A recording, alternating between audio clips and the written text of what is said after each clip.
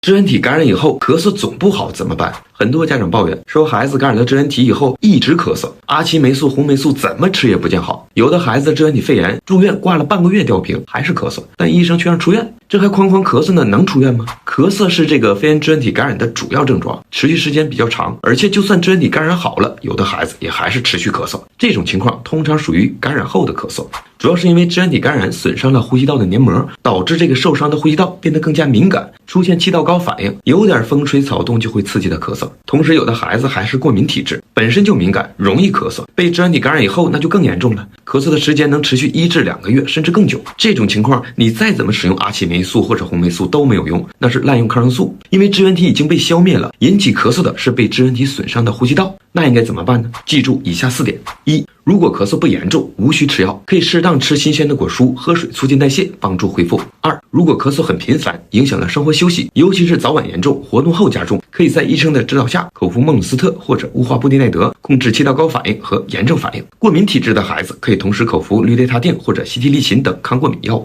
3. 有些孩子咳嗽是因为痰多，这时可以使用一些化痰药物，同时扣背帮助排痰。4. 就是要注意保持室内环境的湿度，维持在40%到50%。就像我们东北最近家里都供暖了，室内的空气比较干燥，也容易加重咳嗽。我是马大夫，关注我，了解更多你想知道的。